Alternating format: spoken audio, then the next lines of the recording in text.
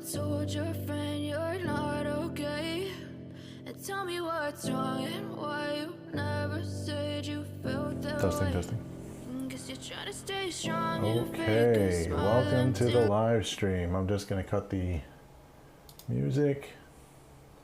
Bear with me for 1 second and I'll flip it back to me.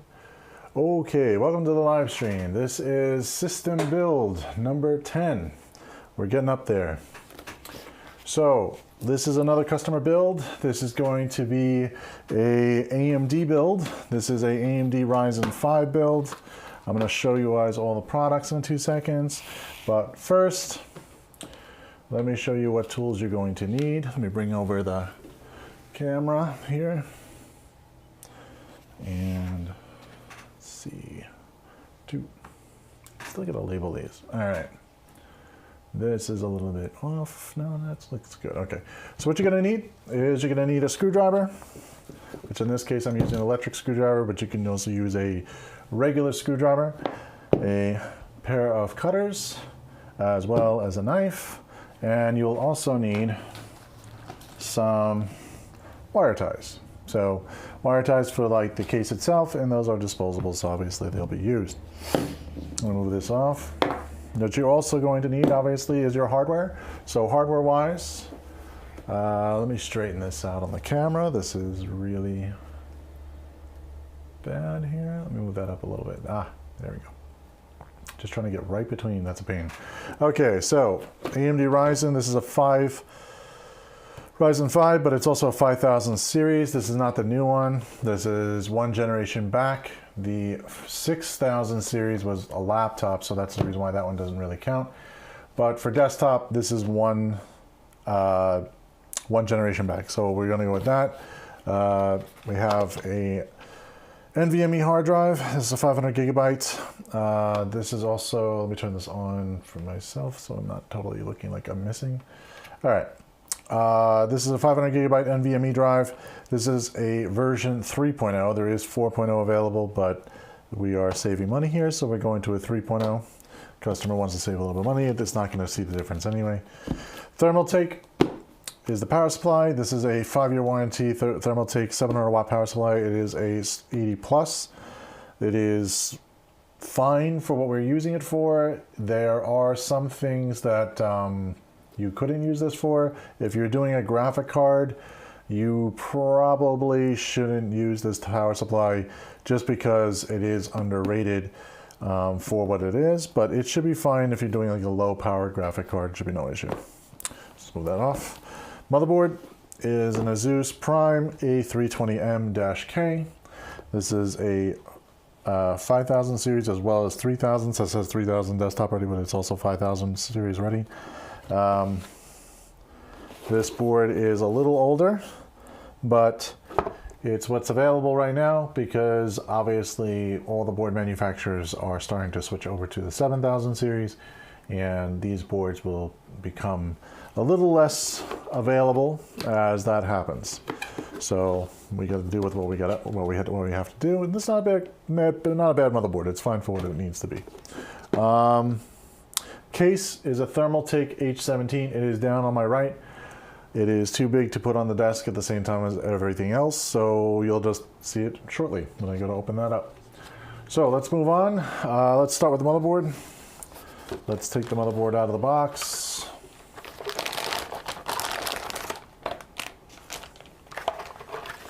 And obviously you have SATA cables. You have the manual. CD that comes with it, which we're not going to use. It comes with a little standoff and a screw for the NVMe drive. So I'm going to put that off to the side. And we're also going to use the I/O shield. So I'll put that off to the side. The SATA cables we're not going to use, but we're going to put them off to the side for now. And that is it. The box, we're not going to use the manual, so we're just going to leave it in there. That we'll throw out later or recycle later. Oh, RAM. We're also doing RAM at 16 gigabytes, which is missing off this table. Bear with me for 1 second. Let me go grab the RAM. I didn't realize I did not have the RAM. Okay. RAM RAM is Corsair Vengeance, 16 gigabyte DDR4 RAM.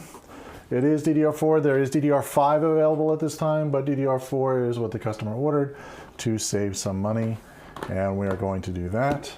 So let me put myself, oh, I turned myself off accidentally. Okay. So let's open up the motherboard first. Don't ever build on the anti-static shield, just put that off to the side. And you're going to face the motherboard your way. Take the plastic bag, throw the bag out of your way. And we're going to work with the motherboard first. We're going to put everything onto the motherboard that we need to put on there, which is, we're going to start with the processor first, which is the Ryzen 5. You obviously use your knife to open up the box. In the box, you're going to have a processor as well as a heatsink and fan. We're going to use the one that's stock. So let's open up the socket. This is obviously comes in a little clamshell. This is the heatsink and the fan. The heatsink and fan, just leave off to the side for now until we're done with the processor itself. This is the dangerous part, so just be very careful. Take your time with this. You're going to want to take the processor out, and you're going to line it up and put it down into the socket. The socket does have a little notation to let you know which corner to go into. So there's a little arrow right in the left corner. That corner is basically going to have match with this little arrow here, and you need to match those two up before putting it into the socket.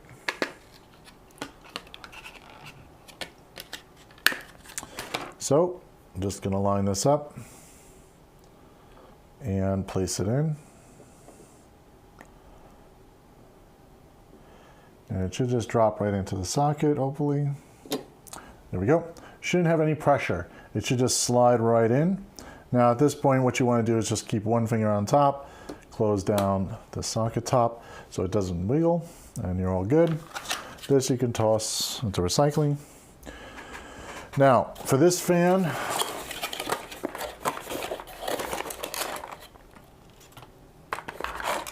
okay, for this fan, let me put this over here. Get the box out of here first. You're going to need to use the screws. Someone said I made it. Great. Hopefully everybody's having a good, what's today, Thursday? Thursday. This obviously, if you noticed, it has screws. It does not have clips like this little clip thing here. So you're going to have to take these clips out to use the screws. What you're going to have to really be careful of is this thermal paste that's on the bottom here. You want to make sure that that thermal paste is not messed with or touched, so do not touch it. If you touch it, you're going to have to reapply it, and you'll have to reapply it with something, you know, a new one. So, all right, so let's take out the screws. I'm going to just unscrew these. Of course, it helps if you unscrew it away. Now, if this is your first build, do not use an electric screwdriver, use a regular screwdriver, just so that you can go a little slower and you can make sure that everything is done right and you're not stripping any screws. So at this point, what you're going to do is you're going to light up your fan. Your fan obviously has 4 screws in the corners. You're going to put them obviously the long way. And what you want to do is there's this little lip on the fan. You want to put that on the opposite side, which is on this side. You don't want it towards your memory, because if you do that, you'll be blocking your memory chips, and that would be a bad thing. You won't be able to get the RAM in the socket. So you just go reverse. So the AMD logo is on this side, so there's nothing blocking your chips. At this point, you're ready to screw this down. You're going to hold down. You're going to place in screw on one side. You're going to go to the opposite side. You're going to screw that in. Same thing. One side, next opposite side. Always go counter opposite, so you don't end up breaking too much pressure on one side at one time, and you don't want to, you know, break the IHS or the processor itself. Now you're going to plug in your CPU fan. This is the CPU fan itself. This is plugging directly into the one that should say CPU fan. Just going to make sure it says CPU fan. It does say CPU fan. So you want to plug it into the top. It's usually located by the RAM. On these RAM sockets, there are not, they only have clips on one side, and they have these little push-in pins. So you only have to open up one side, open them both up. We're doing 2 RAM sticks. Just get the RAM out. Come on. Just getting rid of the boxes here. Okay, so the RAM is in a nice little plastic shell. You're going to take them one out at a time. You're going to take the little label off. You always put this little stupid label. Just toss that. And you're going to put one stick in at a time. Now these are keyed. It has a key here. Key here. So what you're going to do is you're going to key that with your motherboard. Make sure it's the right direction before you slide it in. And just line it up with the socket. Slide it in. It should go pretty easily. If you're pushing too hard and it doesn't click, then stop, because you probably got the key the wrong way. So check the key and make sure that you have it keyed the correct direction. Again, repeat the second step for the same processor, for the RAM, I mean. And there we go.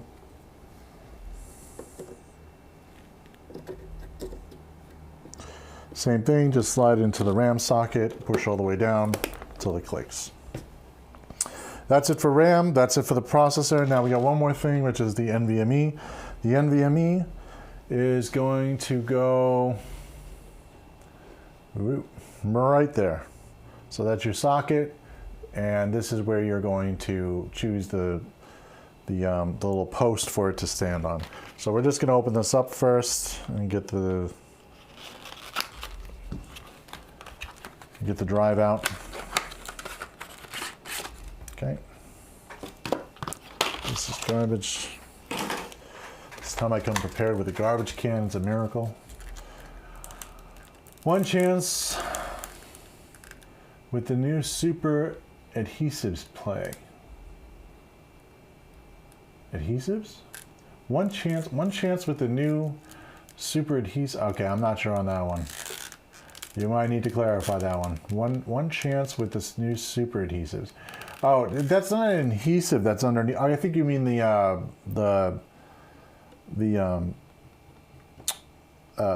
thermal paste. The thermal paste is not an adhesive. It's a paste. So you can actually wipe it off. It's just to transfer heat from the IHS on top towards the fan. So it helps to cool the processor a little bit. So anyway, the NVMe here, you're just gonna take it out of the thing. It has a little screw in there. So just be careful. You don't really need that, honestly, because it comes with the motherboard, but it's a good replacement screw just in case you lose the other one, which I will probably do eventually. It comes with the little standoff and the little screw. That's going to go into the spot that says 2280, because that's the size of this M.2. Do not cut towards your fingers. That's probably not a good idea. Anyway, taking that out, there's the stand and there's the little itty bitty screw. We're going to take the stand, going to put it into 2280 slots. It says 2280 on the motherboard. How do I know it's a 2280? Because it said so on the box, which I already tossed out. My fingers are not that small. So I'm going to bring out my iFixit kit. This basically has these little itty bitty nut holder drivers, whatever you want to call it, tool, and that's going to help put that in without me having to go crazy. That is too small. All right, oh, this size here. Nope. Oh, it's the same size as a motherboard standoff. That's stupid. Makes sense, I guess. All right.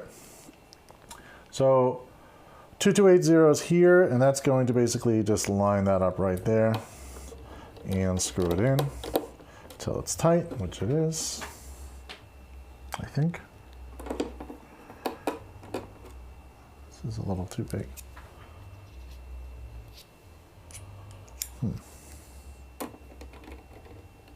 There it goes. Yeah, okay.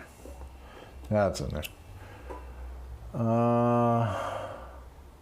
Oh, she means you can't make a mistake. Oh, yeah, well, yeah, I guess, yeah, you really, well, you can make a mistake. It's just you got to have thermal paste. If you make a mistake, you have to have thermal paste to be able to reapply to the bottom of this. You don't want like dirty paste to be at the bottom. That's the problem with that. So you want to make sure that you just try to keep it clean. Try not to make a mistake. If you can't make a mistake, but you know, if you're buying all of these parts for yourself and this is the first time you're buying something, spend the $5 and get a tube of thermal paste just in case you make that mistake and you're like, oh, I gotta, you know, reapply it. You have no problem with doing that. The NVMe drive, you're just gonna put it on a 45-degree angle and then slide it in, and it's gonna go push down to where it lands on top of that, on top of the little standoff. Of course, I don't have the right screwdriver set up here. This is the right one. Here we go. All right, so little screw. It's a Phillips screw. Hopefully I don't drop it.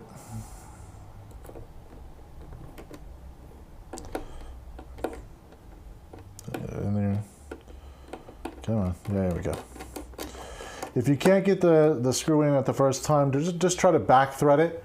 If you back thread it, it'll then click in place and then you can forward thread so you don't cross thread the screw. You don't want to do that because if you cross thread the screw, then it's going to be a really bad day for you because you might need a new standoff or a new screw even.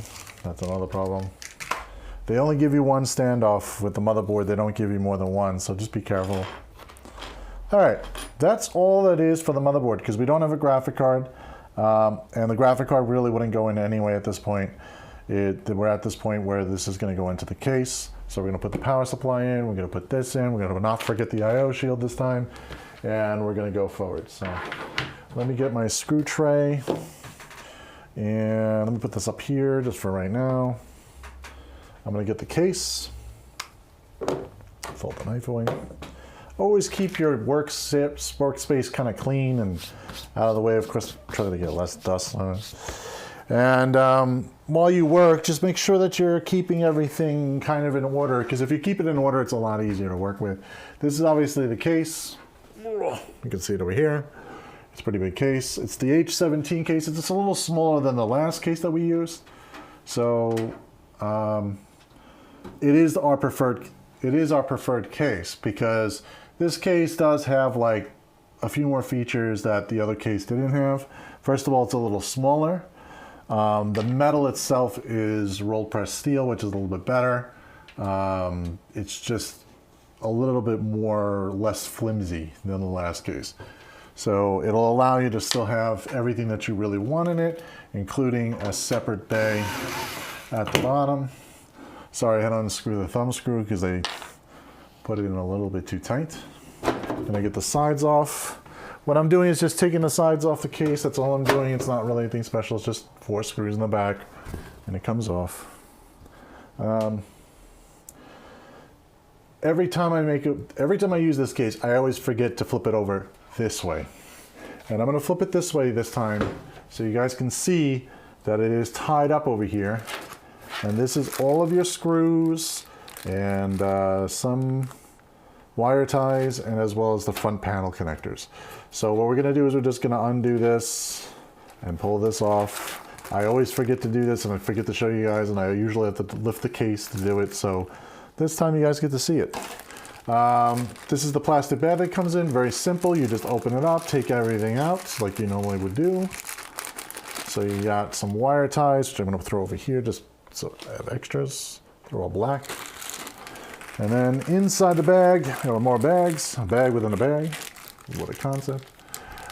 This is the speaker. We usually don't use this. This is for testing. You can plug that onto the motherboard and you can boot your computer up. And if there's a problem, you should probably plug this in to find out if it makes a beep noise. You can get the little beep codes. I don't use this because I find it annoying. So I'm gonna put it off to the side because I don't need it. Bag we don't need. There's a few bags inside the bag. This one is for the 3.5-inch HDD. We're not using this. We don't have any hard drives, but do keep it off to the side. That should be put back in your case, so if you do need it at a later time.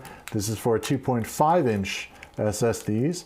We are not using that either since we're using an NVMe drive, which is, we already showed you on the motherboard.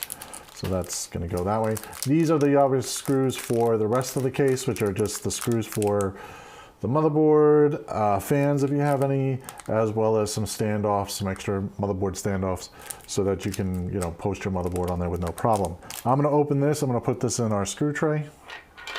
So have a screw tray, or you can even use a paper plate here. I mean, you know, you don't need to have a screw tray or a magnetic screw tray. You just need something to throw this into. You can even have a plastic cup, you know, just as long as you know where it is and it doesn't roll off the table, it's perfectly fine. So I'm going to put those in there. I'm going to leave this off to the side for now. These wires, I just like to shove down there for now because I'm going to be moving the case in like a few different directions.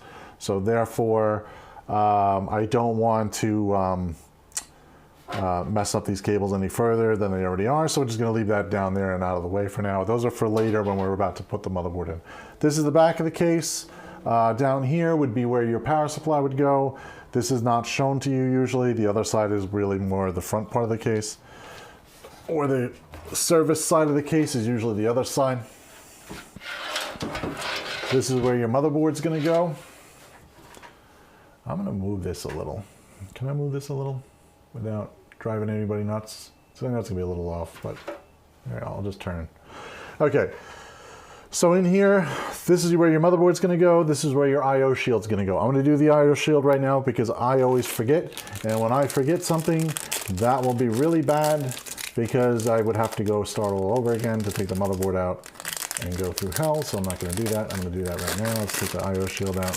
This is your IO shield, just a piece of aluminum. I think it's aluminum. Probably aluminum, and it's got little. This is the back portion. This is going to go till it's the back of the computer. The front portion is going to have these little pieces. I'm going to bend these up. These little things get stuck in the ports all the time because they come from the factory a little bit too springy. So I'm going to spring them back a little bit. I'm just gently pushing it back. I'm also gently pushing it up a little bit so it's going to stay out of the port. You don't want those getting stuck in your port. If these get stuck in your port, this could ground out your motherboard and cause a problem. And it may be a big problem. You may end up destroying your motherboard if you end up with a grounding situation. So just push them up out of the way so that when you slide the motherboard in, you don't have to worry about it. It'll be out of your way. Do not clip them off because then if you clip them off, it becomes really like sharp edges, and you really don't want sharp edges there either. So what we're going to do is we're just going to take the IO shield as is, place it towards the bottom. By the way, to figure out the bottom, you can look at the lettering. If the lettering is right side up, then you know then you've got it the right way. If you got the icons the right way, then you know that you also have it the right way. You can push this downwards into the case and put it into that little square hole in the back. Actually, it's a rectangle. I'm sorry, not a square. Should pop in place. Pretty easy. You shouldn't have to push too hard. If you're pushing too hard, you could bend the IO shield. They only give you one. So you might have to go contact the motherboard manufacturer and try to get another one. It's not the end of the world, by the way, if this is your machine. Because if it's your machine, you're the one looking at it, so you could actually use this without an IO shield and the machine will still work. So you don't actually need this piece. It's just really for keeping the back of the machine looking dust-free and clean, you know. So if you have to, you know, you might get a little more dust in your computer by not having that there, but it's not the end of the world. You can still use your machine without it. Okay, so motherboard, you're gonna have to line up your motherboard. Well, first of all, the exhaust fan, just move the wire out of the way. This is your exhaust fan. You'll be plugging that in later, so just put it out. Now, you're gonna grab your motherboard. I'm gonna grab it by the fan. Okay, because just I know that it's safe, but just be careful. Obviously, you don't want to grab it by anything that's going to flimsy or fly off or cut. So I try to grab more towards the middle of the board. I'll even support the board from the bottom with my other hand. So now what you're going to do is you're going to just line up your motherboard with the standoffs that are down here. Can't see that. Standoffs that are down here. So just make sure that you have them in the correct spots. You line up with the correct holes, and then you put the motherboard down. I'm going to double check the standoffs because this board is different than our last board. and it is incorrect. So we're gonna have to move one. We're gonna have to move this one further up by one little screw hole. And how do I know? Because I'm going by lineup of the motherboard here. So if you look at the motherboard, this one does not line, this one lines up directly with this, but it does not line up down further. So we know that that has to be, this one's down too far. It should be in this position too. So gonna get a tool to remove that, which is just a nut driver. It's just like a nut driver. You don't have to worry too much about this. This is just a regular, you know, you could use also a pair of pliers, by the way. You don't have to use this. I'm just using this because I have it, but if you don't have this, you can get a pair of pliers and it'll do the same thing. It's a little hard to turn because it's really in there from the factory. They make it difficult. Once you unscrew it, you can then move it up to the proper position, then screw it back down. If you're screwing this back down, be sure that it is tight. If you're using pliers, just be very careful not to scratch the bottom of the case. So you could just put the, you know, you could put a needle nose pliers over this. I can't point.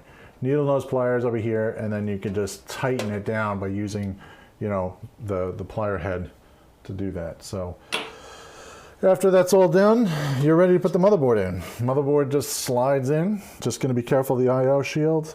And I'm going to just look at the back of the case while I do this so I can see the I/O shield and make sure all the ports are lined up before I slide it in. And you want to make sure that there is nothing stuck in any of the ports. So I'm just taking a quick look. Everything looks good. So there's nothing stuck in there, which is awesome. I'm going to push a little bit so that it lines up with all of the connections down below. And all the screw heads will fit in there. I usually screw this one in first because it is just the easiest one to get to. And I am trying to make it as easy as possible. So the screw that I am using is a very, very, very small screw, very, very thin thread. There we go. So it's a very thin thread. To give you an example, that is a motherboard screw. This would be like a case or VGA screw. So it's a little thicker, you know. And any other screws in here like this one, if it has like a self-threading or tapping portion, this is for like an extra fan. So don't use those, just use that one. That one is for your motherboard. Count up the screws.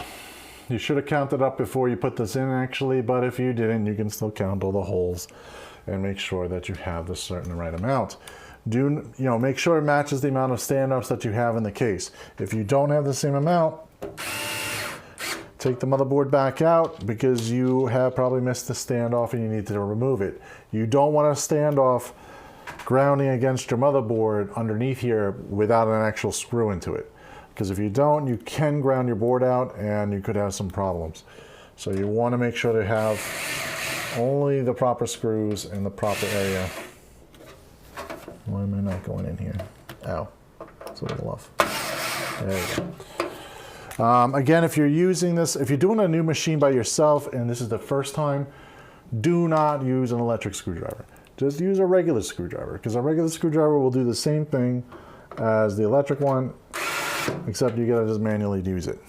But you'll avoid having to worry about, you know, cross-threading a screw or messing up a stand and having to go through a lot of headache.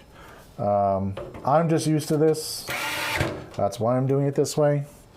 I build a lot of machines all day long. I don't want to be sitting there screwing in, you know, every little screw by hand. But again, if you're doing this by yourself for the first time, be sure to use a regular screwdriver. All right, that's all screwed in. Just give it a little wiggle, make sure it doesn't move. Make sure you got all the standoffs correctly in place, which we do.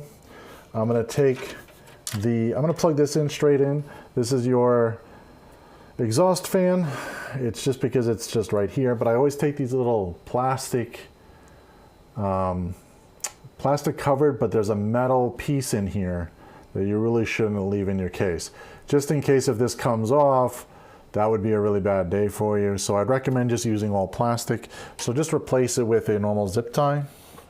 with a normal plastic zip tie and just tie it back down with the proper one before you plug it into the motherboard. Now, if you don't know how long of a length you need to go here, you can always just go measure the length first before you actually put the wire tie in. Or if you already know, you can just leave it as is and just plug it in. And you know how to tie it up. Now, this is a 3-pin fan connector header. It's not a 4-pin, this is just a regular 3. This is a 4-pin down here. It's okay, you can use a 4-pin on a 3-pin, it's fine. Just make sure that you line it up the correct direction. They only fit in one way. If you're pushing too hard, you're doing it wrong.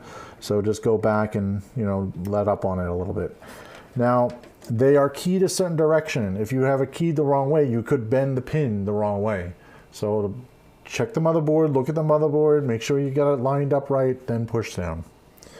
Anything with power, you really should just be paying very attention to a little bit of the detail of how the pins are lined up. If pins are misaligned and you're pushing too hard and it's not going in, stop, pull the connector back out, recheck which way you have it, and then, you know, proceed forward again once you know which way it's supposed to go. By the way, we're not doing a graphic card this time, but if you have a graphic card, it would go in this socket right here, which is the first big, longer socket. That's a PCI Express 16 by 16. Sorry, PCI Express by 16 socket. Wow, too long. Anyway, it does have a locking mechanism in the back. Always push it out towards out before you plug the card in. It will then push down and lock the card in place. So make sure that's in the opposite direction. And you're going to want to take out the proper, you know, slugs for the back so you can actually connect your graphic card in. So you would just disconnect those two. Probably 2 if it's a low-end graphic card. If you have a more higher-end graphic card, some of them are a little bit more chunkier. You can go 3 or 4. You know, you would look at the graphic card and figure out which one it is.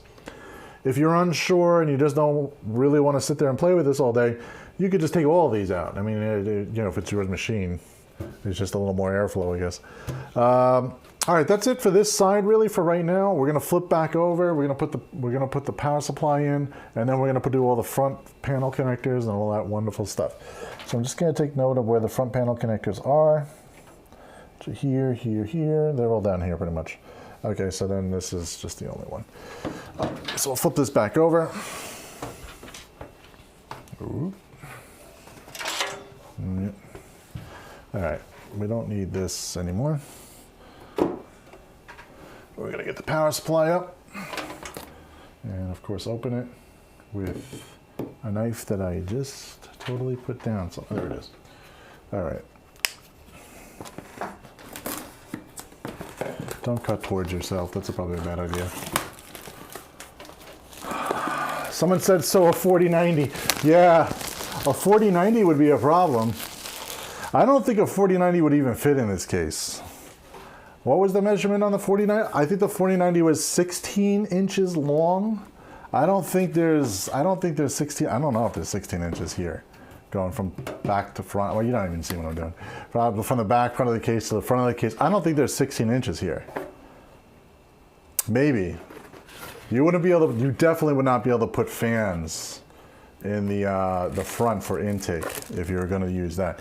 You'd have to use you'd have to leave like 1 or 2 fans out in the front if you're going to have that. But the 4090 also, you would need a whole nother power supply. It's a whole mess, man. I mean, I know that it's a big one. I mean, you're talking a really big card. You're going to really need like a really big case too. So unless you're going to water cool it or get the one that is like all-in-one water cooled, which in that case is a little bit smaller, but you still need room for the radiator. So I don't know. I guess pick your poison on that one. I mean, if you have, I guess if you have enough money to buy a 4090 anyway, this is probably a moot point, because I mean, you could buy any case you want. I mean, you know, if you're spending $1,000 something, or actually, what is it, $1,500 for a graphic card? Yeah, I think I don't think a case is going to be your worst of your worries. I think more of the worries are going to be like getting a power supply that fits it and runs it and stuff like that. So power supply, let me get back to what I was doing. I'm getting totally off topic. Power supply is just basically a regular power supply. This one's not modular. All the cables are on this one, so we have to cable management this a little bit. The fan, this fan, is going to point down to the bottom of the case because it has an air intake at the bottom. So it has its own little air channel, and I'm going to show that because it's not really on this, it's not really visible. So we'll just show you something up here. Okay, so just going to move this up a little into view, and you'll see here, this is where the power supply is going to go. There's a filter on this side, there's holes, and there's a filter here for air intake, for fresh air intake for the power supply. So that's the way you want to put it, because it's going to grab air from the bottom of the case. This also has pretty good standoffs, which are not viewed here, but they're pretty thick. So you'll have enough room. Even if you put this on carpet, I mean, if you put it on carpet, you probably should be careful.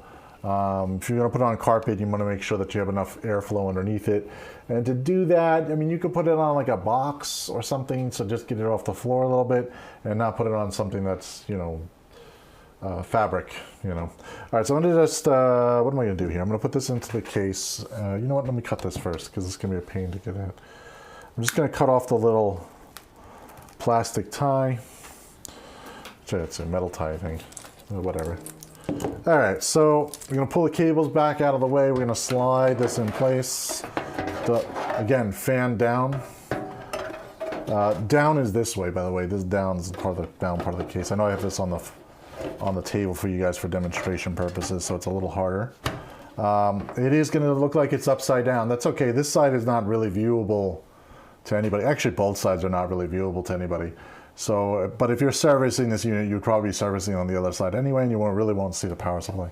So what we're going to do is just going to adjust it by the holes towards the back of the case. This is the back of the case. I'm just going to line this up, and I'll put the screws in. Now the screws are, here they are. Now, what happened to the screws? Did they not give me screws? Did I forget to take it out of the case? Oh no, here it is. It's in with the zip ties. They gave us some more zip ties, which is great because you can never have enough zip ties, right? I mean, you know, if it was up to me, I'd zip tie everything down, so, you know. Anyway, so it comes with 4 screws. Took the 4 screws out. They're just regular power supply screws, nothing really special, just a little thicker than most. There we go.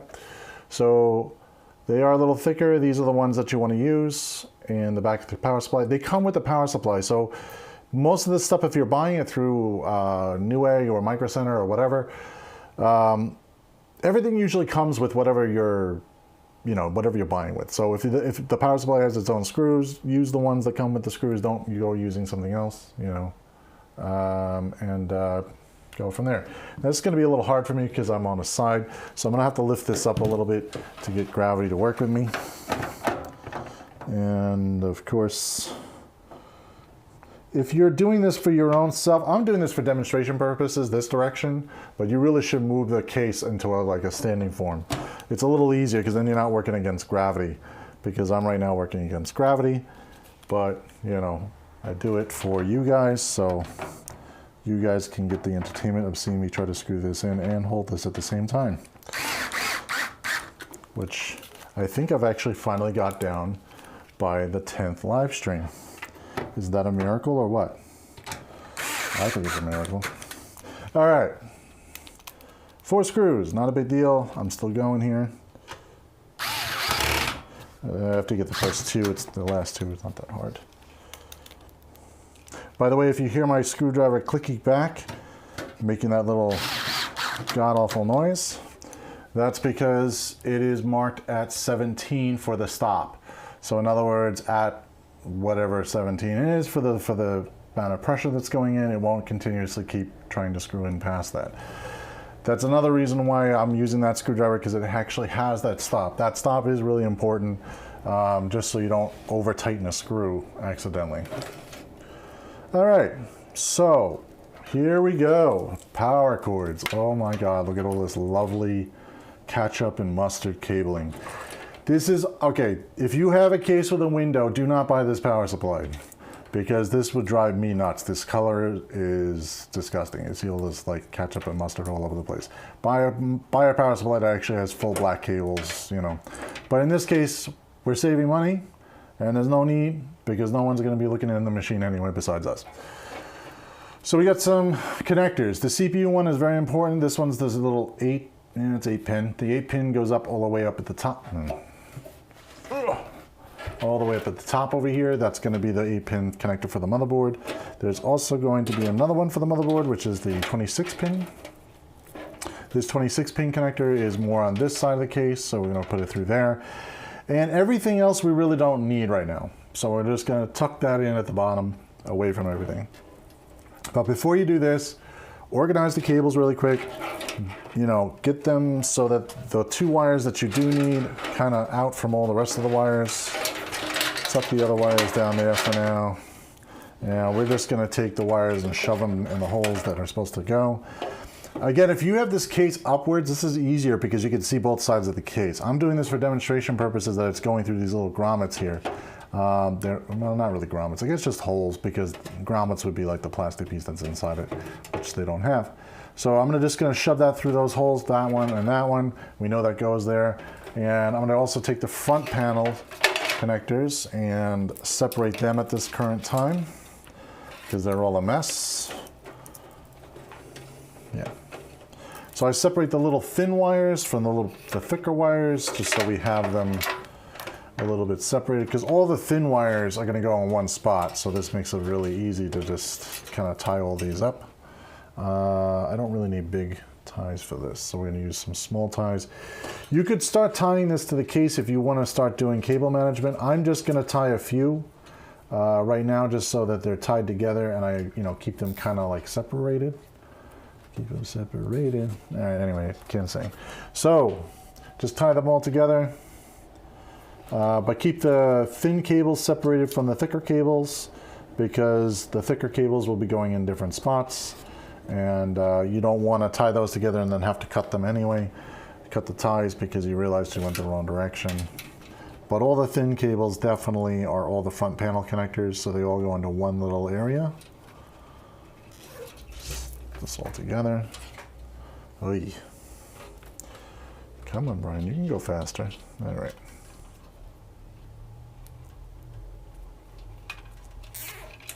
All right, after those are all tied together, you're going to take all of the thin cables. You're going to cut off these little ends. That's annoying. Just realized I left those. You could do cable management as you go if you want. If you don't want to do cable management as you go, then just try to organize them the best way you can. You can also use Velcro ties, but don't leave the Velcro ties in the system, because the Velcro ties get dusty and dirty and then they're just pointless anyway. So you're better off using real like plastic ties and using something that's going to last. This is going to go up through the bottom. Can't see. There's a bottom little hole here, so it's going to go right up in here. That's where the front panel connectors are. So I'm just going to slide that up. Now, you got a few other connectors here. You're going to have your USB 2.0, which is this one. That's the USB 2.0. This is your front panel audio connector, and this is USB 3.0. So 3.0 is in the middle of the motherboard, and I think this actually all goes on pretty much all the same holes. This one actually goes here with the front panel connectors, and then the other ones go further over in the other connector. This is really hard to get at with the power supply in there. Maybe I should have put this in there first. There's a little hole here that allows them to go.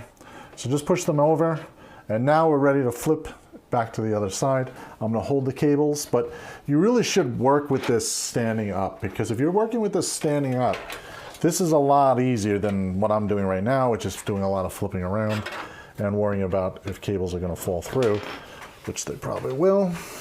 So now we got a lovely cable mess. So all the cables just need to be plugged in. The big one, which is the 26 pin, is going to go here. I'm going to turn it. By the way, there's a clip here. This clip has to fit on top of this little like ledge, and make sure it goes into there, and plug it in. Should only go one way. If you're pushing too hard, don't push too hard. Stop. You're probably doing it wrong. And check which way you have the cables. These are keyed. This one's also here. That goes all the way up in the corner over here. This motherboard does not have an 8-pin. It has a 4. So this is a unique situation. Obviously this has 8, so we have to slide these apart. These slide apart. So when you slide them, they separate. And once they're separated, you can then plug one of these in to the proper area. I'm just checking which way the clip goes because this is all dark for me, so I really can't see too much. And when you can't see, use a flashlight. You know, you probably should. No,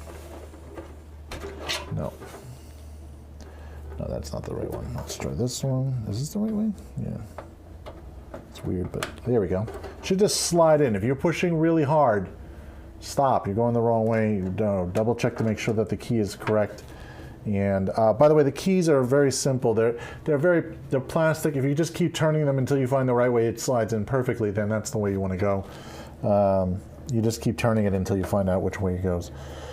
Power connectors and all that stuff, the front panel connectors. I'm going to do the USB 3.0, which is only in one spot. It only fits in one spot.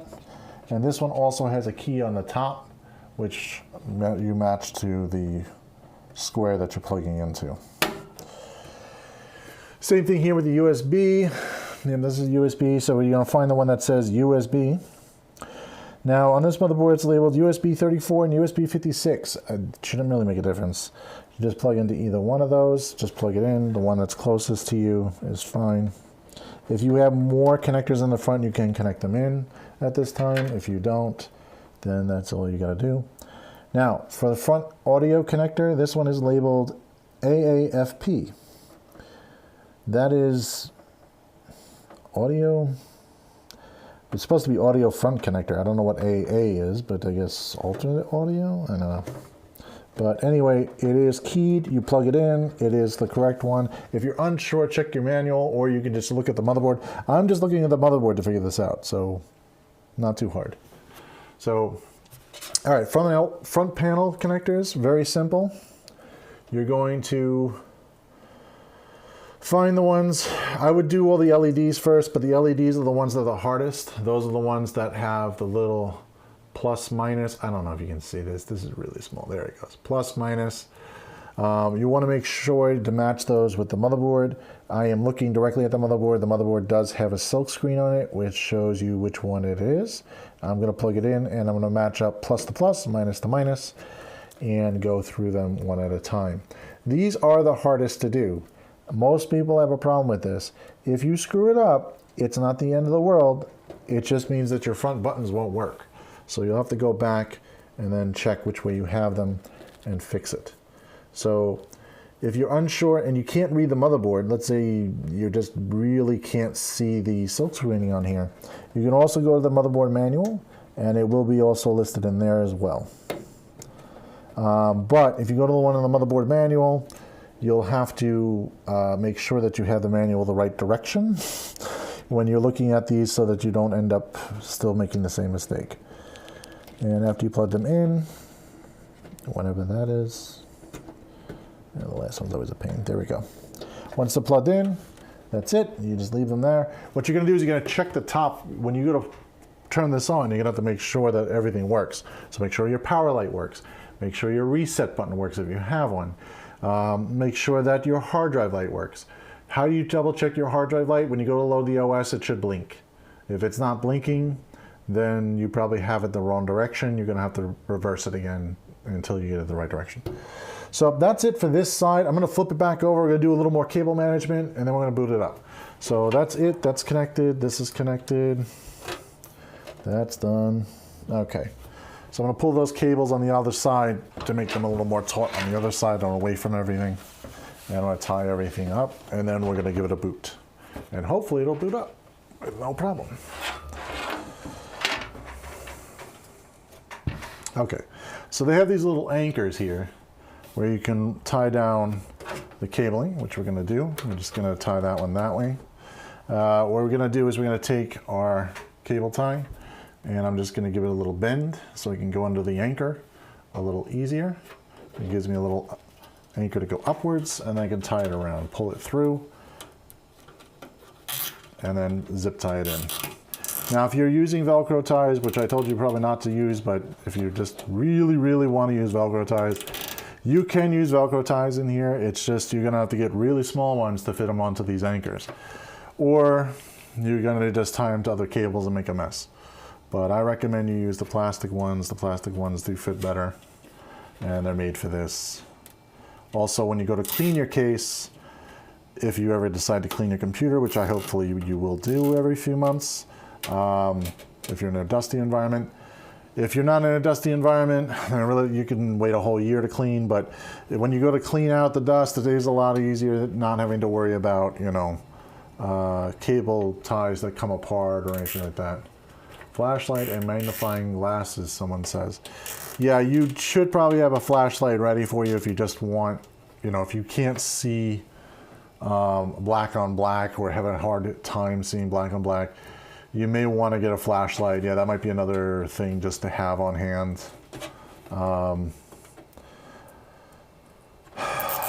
Yeah, any flashlight will work, you know what I mean? So it really doesn't matter. Just don't use candlelight or something stupid, you know, like nobody needs fire near a computer. Not like anybody would do that. I don't think anybody would do that, but you never know. All right, so I'm going to anchor the rest of these in. I'm just going to tie up all the cables as much as I can together in a nice little form. By the way, this case has a nice bump. Like if you notice, this is recessed down. So this is not actually right at the level of putting the case cover on. That's really nice because then you have a little bit of room in here and a little bit of flexibility to let the cables kind of come out a little bit and bulk up over here with no problem. Now, if you have a case that doesn't have this little extra bit of room, you're gonna have to spend a little more time lining the cables up and getting them to be flat. There is a trick to doing that with plastic. With plastic wire ties, what you wanna do is you wanna line them, and then what you wanna do is not tighten it all the way, you wanna tighten it about midway, and then cut the cable at that point, cut the wire tie at that point. And you wanna make sure the wire tie is always off to the left or the right, away from the top part of this so it doesn't, you know, get caught. Oops. So it doesn't get caught on anything like closing the case. If you don't have enough room. Most cases now have this little indent because it helps a lot with cable management. I'm gonna cut these all off.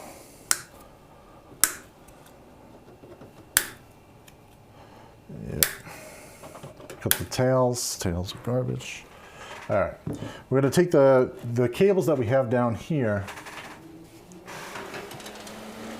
the excess cables, we're just going to take these back out. We're going to reorganize them a little so they're a little easier to push together. And I'm going to just take a tie and tie all that together. And it's going to take probably 2 or 3 ties. So I'm going to grab 2 or 3, and I'm just going to put them end to end so that I can extend the cable tie. Go on.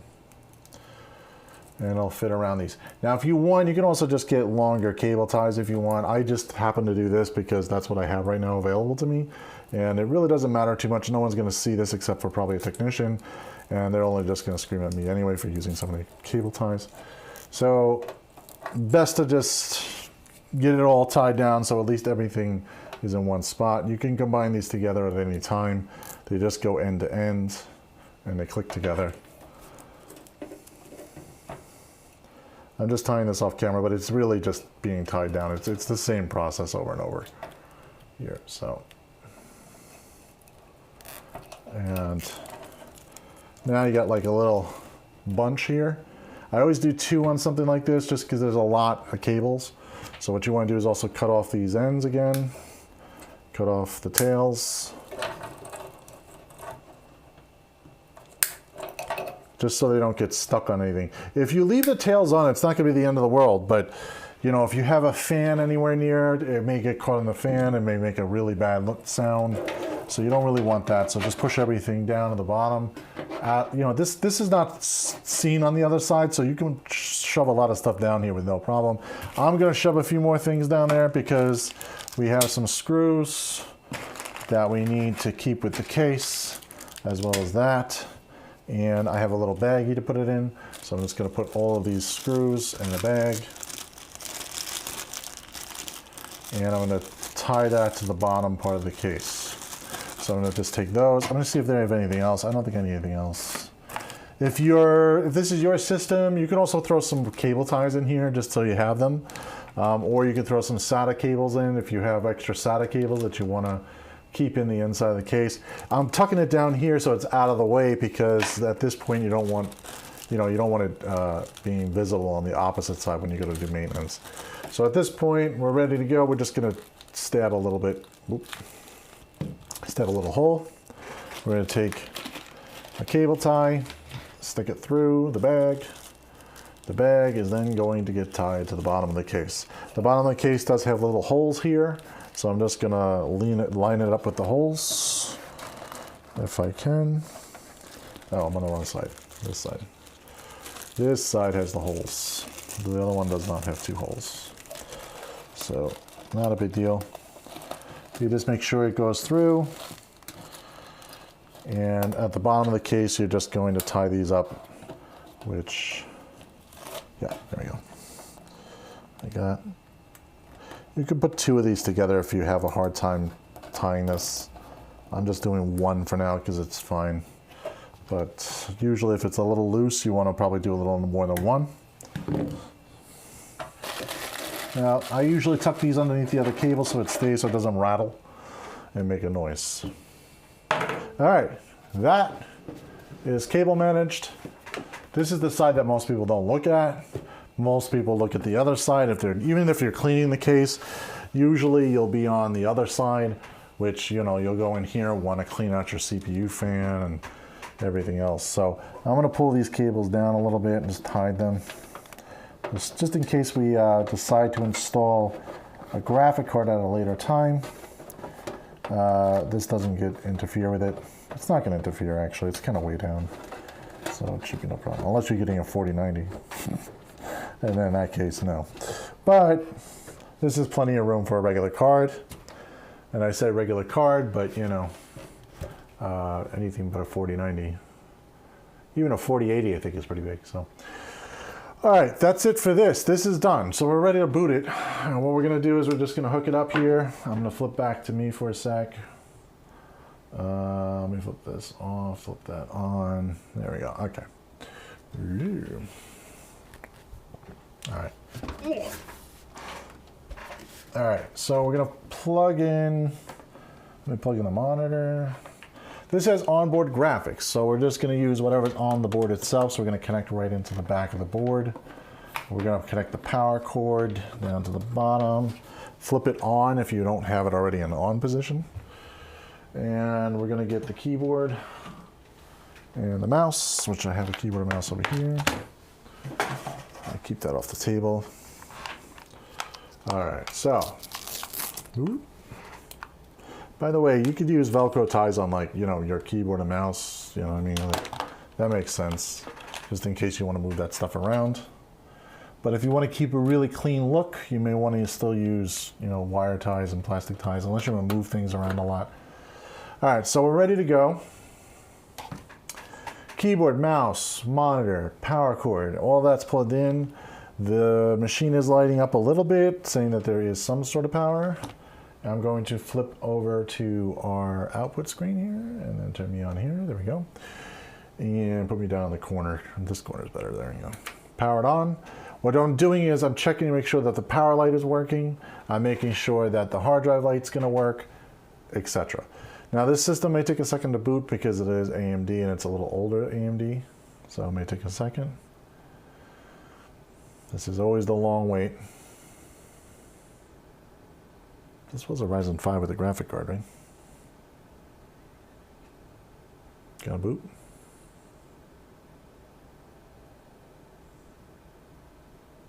That's it, Radeon.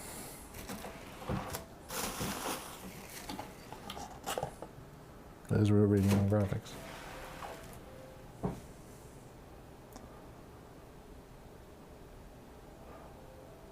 Well, do I have it plugged in? Yes, I do. Okay. I gotta check the BIOS. Maybe the BIOS doesn't support the newer processor. I might have to put a lower end processor in to boot it. Yeah. This is always a problem. An A320 should do it though.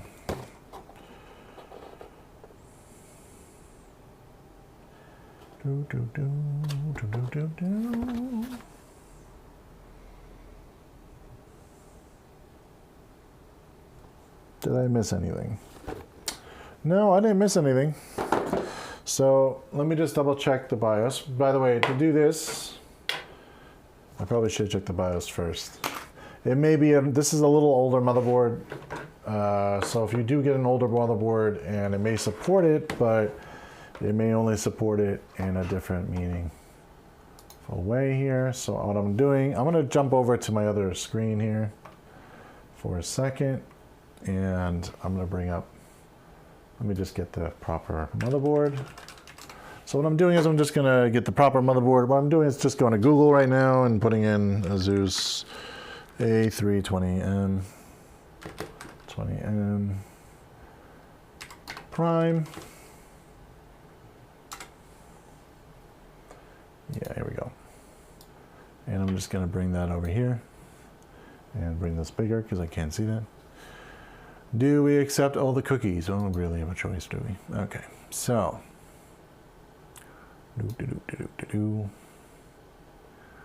Support. If you're unsure, you can go to your support area and see the CPU and memory support. And look up your CPU, which in this case is a... Let me turn that off.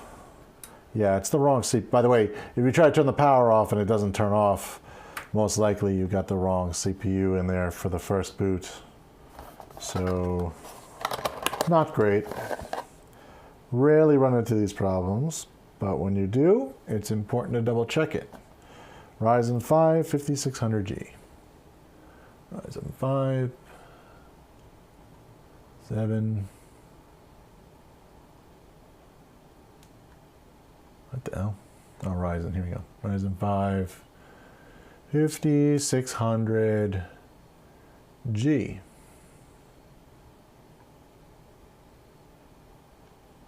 5600G. Says support for all. Is that all BIOSes? Valid since PCB. Wow. And it doesn't want to boot. Interesting. 5600G, yep, go.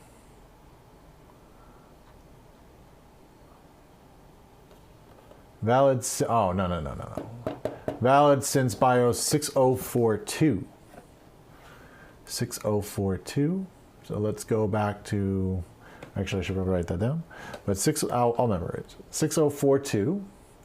And we got to go back to CPU, no. Drivers, yeah, drivers utility, BIOS.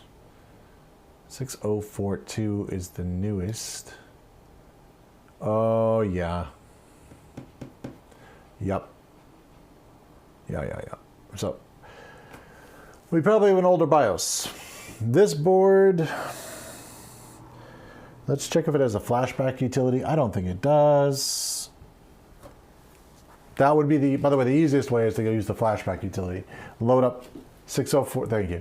604, someone wrote 6042 in the chat. No, this doesn't have a flashback utility. So we're gonna have to pop in a different processor. An older piece of junk. Probably Ryzen 3. That's probably what is supported. Let me go check. I might have one here. Bear with me for 5 seconds while I go grab one. And we might have to just upgrade the BIOS and then put the other processor back in. This is always a pain when we have this problem. And I have an older processor. Yep, I have a 3300X, which I don't know if that's going to work either. Let's see. Let me look it up first. And then let's make sure it is supported from the older version of the BIOS, or like from the beginning. That would be better. So let's take a look. So let's go back. Where's my mouse? Mouse. That's not my mouse. I'm on the wrong mouse. Okay. Let's go back. CPU support. Let's try Ryzen 3 3300X. This is really old. Ryzen 3. Why do I still have this in a box? 3300X. All since 5007. That's probably a better bet. Let's check 5007. Where is that in the range? 5007, which is probably around here. So yeah, that might work. This board was probably sitting in stock for a while. This happens once in a while. This is a really bad situation, unfortunately. It's not very bad, it's just very annoying. So I'm gonna disconnect this. Let me switch out the processor, which is always fun. I'm gonna need some thermal paste. See, this is also why you buy thermal paste, just in case you gotta re-swap out a processor. Now, if this happens to you and you don't have a processor, if you do have a micro center by you, they will do this for you. I don't know if it's a fee or not. I'm not sure. You'll have to go to Micro Center to figure that out. If you bought the motherboard from Micro Center, they're not going to charge you to upgrade the BIOS. They shouldn't. They should just be able to do it for you.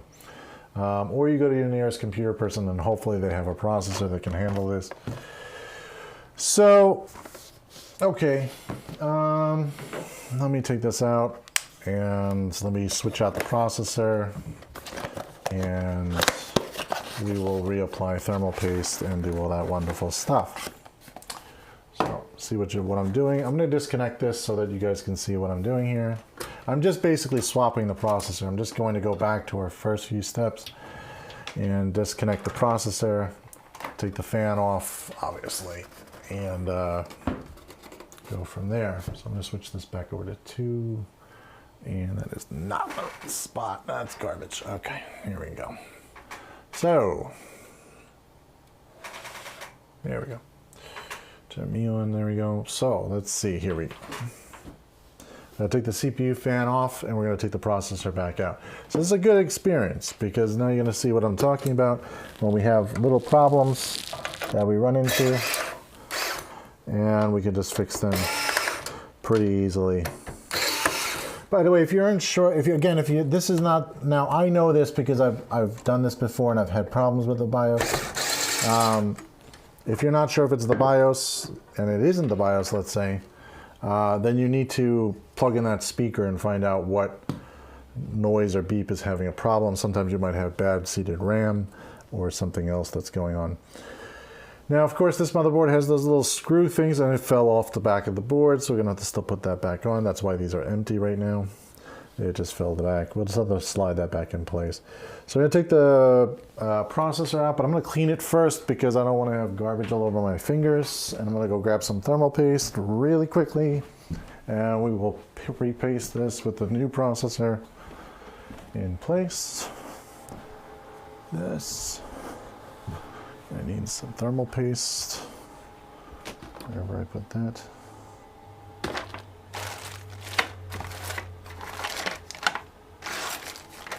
All this thermal paste, I have no idea where it went.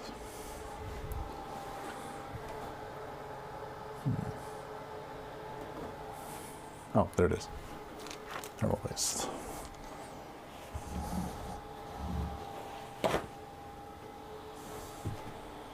Okay. Sorry, I am back now. Just gonna grab, all right, grabbed a few things. First, rubbing alcohol. Not rubbing alcohol, I'm sorry. It is isopropyl alcohol. I always say that wrong, so hopefully it was right. I got some paper towels to rub this garbage off. You guys should really probably use like very micro towels. I mean, it's okay. It's not that bad on a processor, but okay. I'm gonna take we also have some Corsair, oh, can't see that, TM30 thermal paste. So simple stuff, but we got to take this off this here, and we got to also rub it off of the processor itself, processor fan. So we're just going to take some paper towel, take some isopropyl alcohol, put a little bit on there, or a lot, and you're going to just rub that off. Now, be careful, don't get this on your hands. So, you know, because the minute you get this on your hands, you're going to have a really hard time getting it off your hands. So just try to do this quickly and cleanly. You're going to take the current stuff off. Try not to get it on your hands. See this gray stuff? That would be bad. If that gets on your hand, well, it's a little white and gray there. If that gets on your fingers, I would try to run your hands under water really quickly to see if you can get it off, because once it starts to like stick to things, it becomes kind of even more difficult to get off. And then you're gonna start putting fingerprints all over your house, and then it'll be really bad. So don't do that. Try not to make a mess. You'll also want to clean off the fan. The heatsink, you want to clean that off as well. Just do the same thing, just rub it off. It's kind of hard to see on the fan, that's why I'm just gonna do it quickly, but you know, it's on the fan, so just get it off. Fan should look kind of like that. It'll smell like a medical office. Anyway, take this, throw that out. All right, double check your fingers really quick, make sure you didn't get anything on it. Now what you want to do is take the processor out, lift up the little hand, and then pull it back out. I'm gonna put this off to the side over here on the mat. You probably should put it back into the clamshell that you had before. And of course, I got it on my fingers. Damn it. See, don't want to do that. Try to rub that off as immediately as you can. Of course, damn stuff, it's everywhere. All right. If you're not sure, just wear gloves too. Even if you want to do that, you can do that. So I'm gonna take the other processor. This is a Ryzen 3 3300X. I'm gonna throw that in there. Always go with a lower end processor, because the lower end processor will probably work with an older board. But if you have a newer board, let's say, and you're still not working with a semi-new processor, then you want to go higher. So you want to go even higher than that. That means that the board probably was released with the newest processor, and it's the reverse. So it really depends. Check the BIOS, check to see which one is reported as on an older processor. Also close your bottle if you have that open. Don't want to spill that. At this point, we got to upgrade the BIOS. So I don't want to, it's not going to be permanent. So I'm just going to take the current fan that it came with. I'm going to put that on there. I'm going to mark this fan as open at this point. The CPU is open. But I'm going to use the thermal paste that's on here so I don't have to paste twice. Oh, I don't want to throw this out. Let me grab that. Yep, okay. Yeah, okay, so this is the same thing we did before. You're going to line it up and you're going to push it down. But before we do that, first of all, I'm going to move this processor out of here. This is freaking me out that it's so close. Over there. Okay. So I'm going to put the back plate back on because the back plate has fallen off, and that is on the table there, if you noticed. So we're just going to take that. We're going to push it back onto the motherboard, the back of the motherboard in place. I got to hold it, unfortunately. And this is where a helper could be really helpful, but if you don't have a helper, you're just gonna have to figure this out by yourself. You may need to put a piece of, like a box underneath there to make that stay. I personally am just going to get it to work, just so I can boot it. So I'm just going to line it up, and hopefully line it up, and not drop it. up. There we go. And then just push down a little bit. A little bit. That's okay.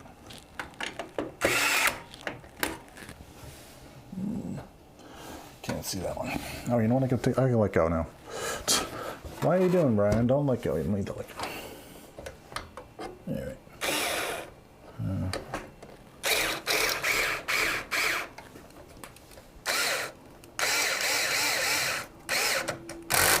Okay. Put the fan. You have to connect the fan. Do not forget to connect the fan, even if you're updating the BIOS. The reason why is because you don't want the system to turn off when in the middle of updating the BIOS. That would be really, really bad. You don't want it to overheat. You don't want it to have any problems. That's why you kind of need that. Now the fan cable, just push it out of the way for now, just so it's out of the way. Well, we're going to put this back up. We're going to go back to me. Actually, we'll go to this and then go back to that. All right, so I'm going to connect up the machine really quick. Thermal paste you're going to need for when you go to repaste the other one with the other fan. Do not think that you can just not put thermal paste on it and just reuse the one that's already there. It's not a good idea because it's already been squished down, so it may not be in the proper form or pattern, and therefore you may not get proper cooling. You may be getting hot spots in certain parts of the processor. That does happen. All right, so that's all plugged in. This is all plugged in. I'm gonna flip it on. Hopefully it won't blow up. I mean, turn on. I mean, hopefully it'll turn on. So let's flip this on for a sec. Let me get this out of my head. Hopefully it'll boot. Let me show. Do I have it plugged? Yeah, I plugged it in. Okay.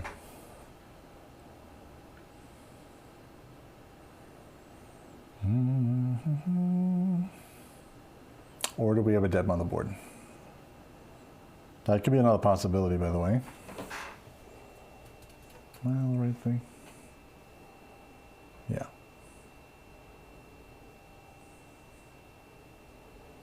We could have a dead motherboard.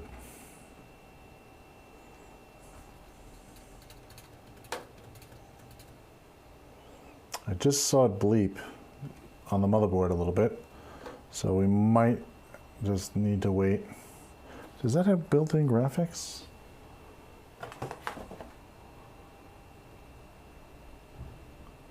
Oh my Lord.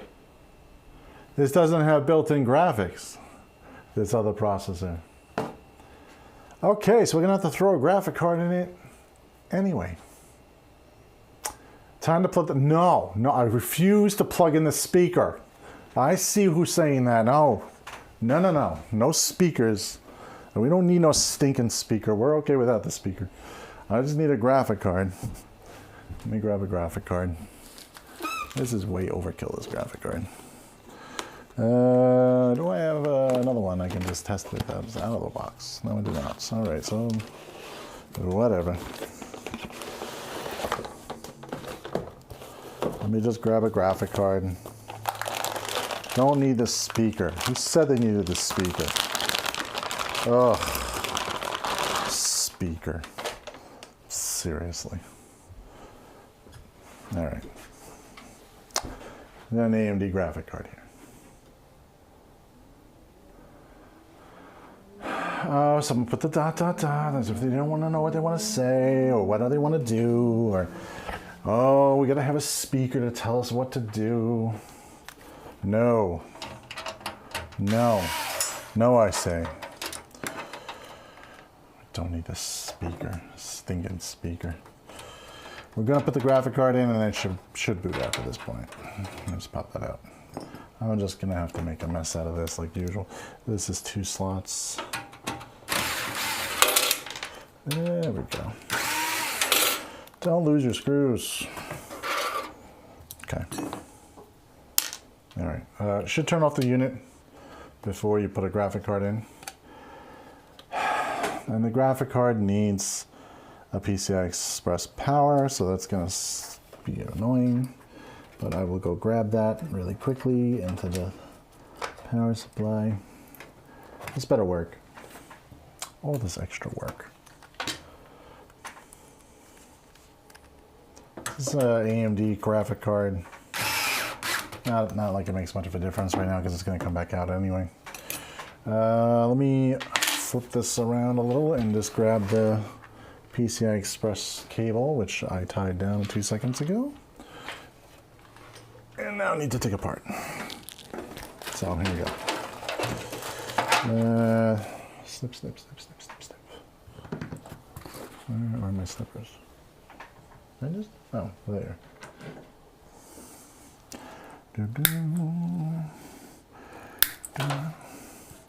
Some systems go smoothly, and then some of them require just a little more attention. And this one happens to require more attention. PCI Express, here we go. So let's just dip that through there. And I'm gonna slide this through and connect it up. This is really not part of the build process. Hopefully you don't have to go through this mess. It's only a 6-pin, not an 8. Take that off. And then connect the right way. There we go. All right, now.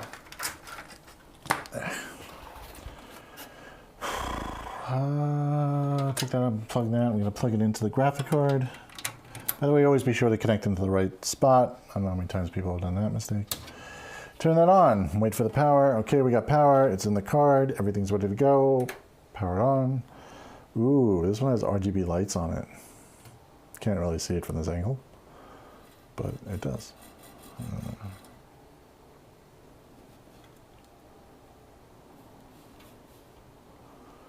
Let's see. Come on. There we go. I saw a little blip. Hey. Hey. That works. All right, so let's go to BIOS. All right, so at this point, we're ready to flash the BIOS. So we're gonna flash the BIOS because I already have the BIOS on a flash drive because I already knew we are gonna have to flash something.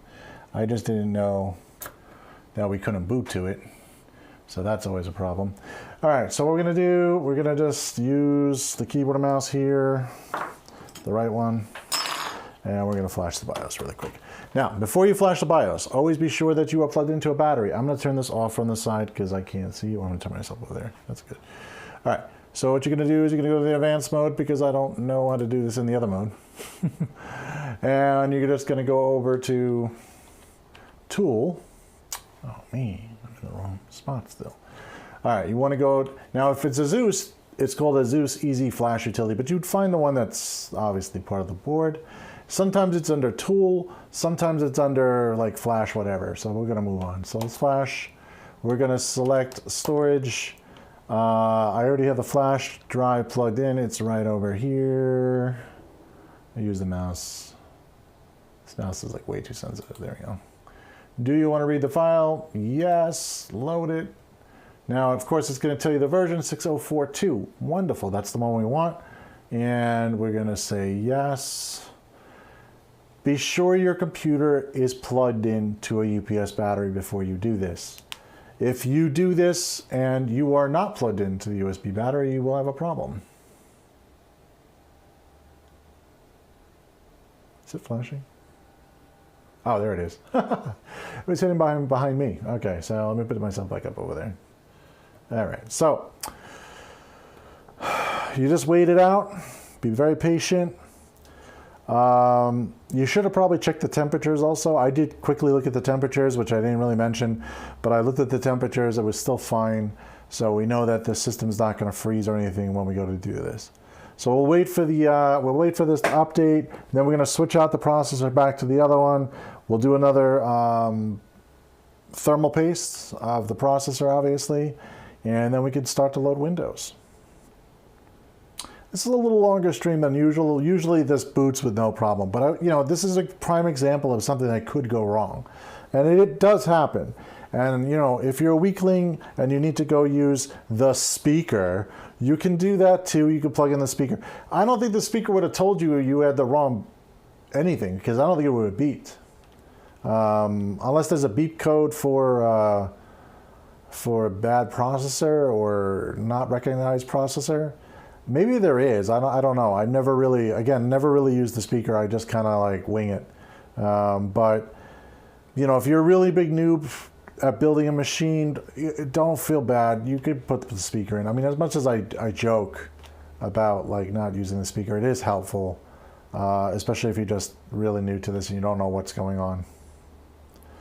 By the way, if you do run into a problem with the BIOS, you can contact the manufacturer of the motherboard too. Let's say you don't have a micro center or a computer person nearby. It's just going to take a little longer. You can contact also AMD if they're still running that promotion thing. AMD was originally sending out like small test processors just to load the BIOS, and then you can mail it back to them. That's another option. If you buy it from Newegg, I think you can just return it to Newegg, and Newegg will probably either flash it for you or they'll figure out a way to get it to you. It's not that bad of a process. It's just a pain because you don't know when you're going to run into it. 6042. This BIOS is really old, or... Oh, it was on version 5603. We barely made that. Wow. All right. Well, at least we got it working. Come on, process. Let's go. Let me put this over here because that's going to go back in that box. And that's going to go here. All right. This is going to take a little bit of time.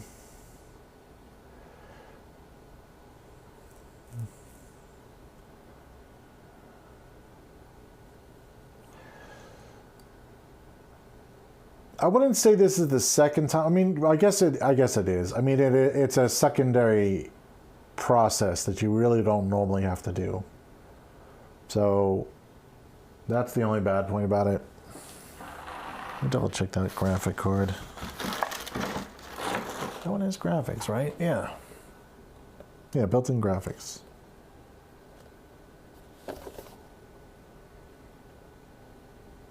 This is the only problem with getting a motherboard that's a little older too. I'm trying not to find motherboards that are older, but unfortunately, there's no other choice because unless you want to go to the new Ryzen, 7000 series and spend a fortune for a motherboard, we'll eventually have to go to that route. But right now, there are no inexpensive motherboards for the Ryzen 7000 series. There's only motherboards that are $200 and something up. They are going to come out with a B series soon, which is later this month. And when they come out with that, that's when we're going to actually buy a processor, test the new processor with a little less expensive motherboard.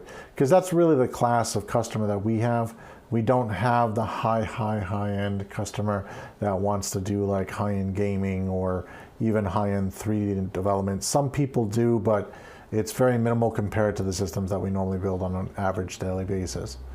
We usually build systems that are more for like point of sale or salesperson or, spreadsheets and designs and stuff like that, where they just need multiple monitors or something plugged in, but easily obtainable systems, nothing that's really, really expensive. Usually very easy to obtain, but this motherboard is a little older, so. Should have realized that was a little too old, but that's okay. It's not really too old because, there's a new BIOS, so. All right, we're going to let that reboot. You do not take the processor out at this point. You got to wait till it reboots and then get into the BIOS again. I'm just tapping the delete key. Hopefully, it'll reboot.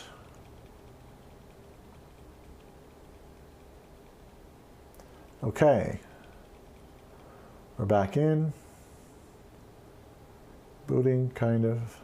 So a little slower than I would like.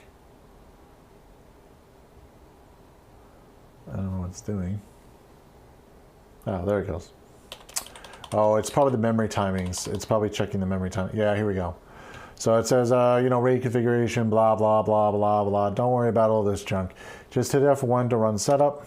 It's just detecting something is new and the BIOS has been flashed. So now what you want to do is you want to make sure that you're on the current BIOS, which why am I always in the wrong spot here? There we go. So BIOS version is up here in the corner, and it is 6042. The processor is right now Ryzen 3300X, which is correct. So now what we could do is we could shut this down, put the new processor back in, and it should boot. So push it off. You're gonna obviously take the graphic card out, because at this point we don't need the graphic card either. So I'm just gonna flip that off. And unplug that, and unplug that. And I need to take the screw out because I left the screw in. Okay. This graphic card, like every other graphic card, has got a release at the bottom, so you're gonna hold the release down and then pull the card out. I'm not gonna show this process because I've done it before. Right now I'm not going to repackage everything. I'm just going to kind of put stuff off to the side so it's out of my way. And again, we're just going to take the CPU out, and we're going to just change it over to the other CPU. So we're going to put this back down. I didn't disconnect these keyboards, mouse. There we go. Okay. I'm going to put this back down. I'll show you guys another repaste. Now it's a repaste.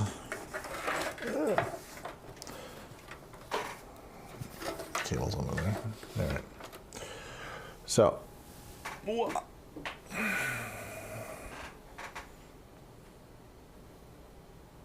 right. To repaste, it's pretty simple. We want to do this CPU fan again.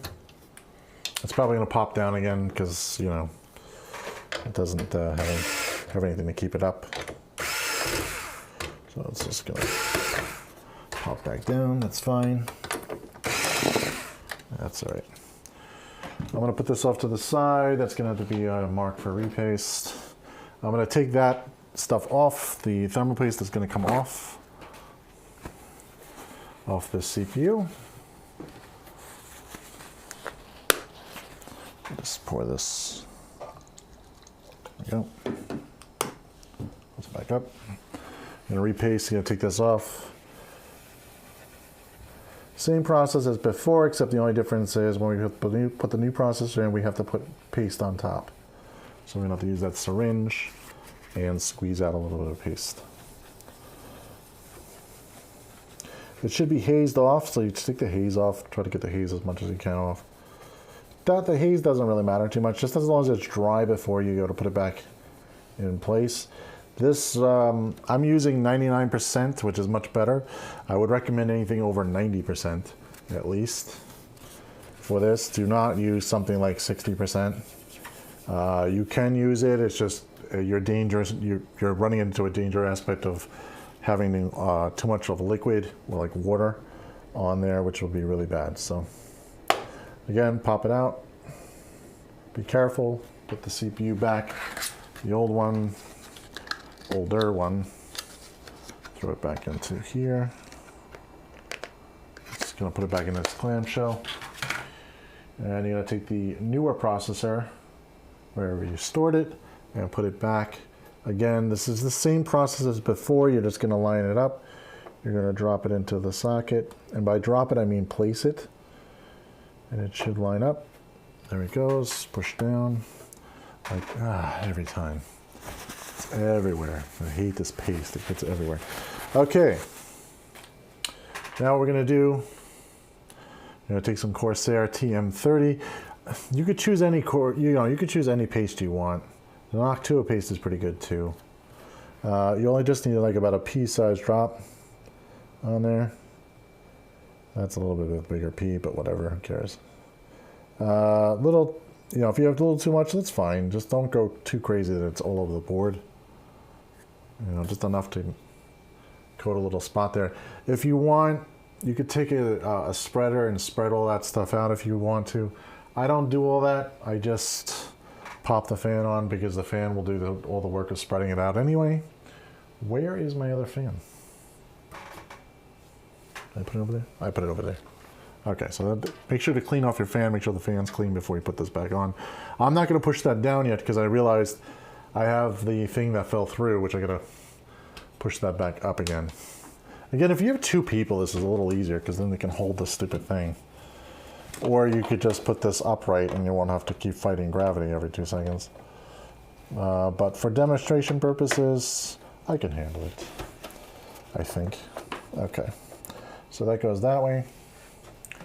This goes on the proper direction. Fingers crossed. Somebody said, we don't need to cross the fingers. We don't need luck, we make our luck. All right, pop that back on, and we're just gonna screw this down. Screw that down. There we go. Now, of course, if you're doing this right side up, it's a lot easier because you're not fighting gravity like what I'm doing right now, which is basically holding the back plate in place to screw into. So it's a little harder to do it that way. Don't make it harder on yourself.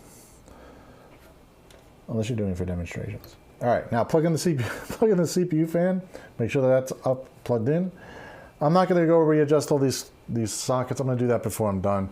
But for now purposes, I'm just going to make sure it boots and make sure we're not going crazy. No, not that one. That one. There we go. Okay, so we get this out of my way. All right. Now.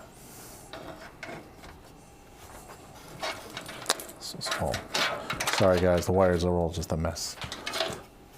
All right, so we're ready to plug back in. We're going to plug back into the motherboard. We're going to plug into the power, keyboard, mouse, keyboard, mouse. Okay, and yeah, that's it. So we're ready to turn it on. We're going to flip the power on the back of the power supply. We're going to push the power button on the top. Hopefully the temperatures will be all right. By the way, this is, if you go to repaste something, always make sure to double check the temperatures because you could still have a problem, which would not be a really good fun situation. So you could have a temperature problem, or you know, if you repaste it wrong or it didn't screw everything down right, the temperature will start to climb out of control. So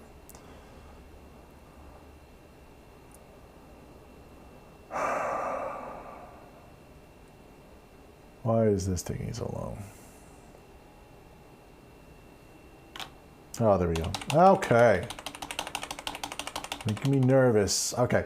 New CPU installed. This is kind of normal. It's going to tell you, hey, something's changed. Hit F1 to continue into enter setup. Fine. No problem. F1. It's going to bring you into this stupid view. Hit F7 for advanced. I'm going to put myself down in the corner, I think. That's the best place. So if you look at this, the temperature right now is 40 degrees Celsius.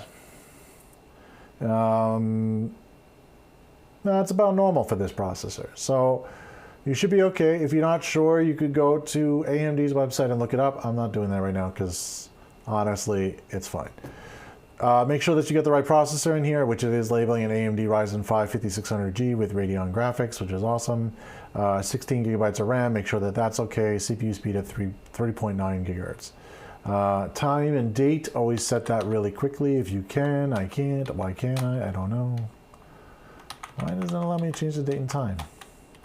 Am I in the wrong screen? Why are you being a pain? English. All right, well, it's not letting me change the date and time, but that's okay. We'll just do it in the operating system. It's fine.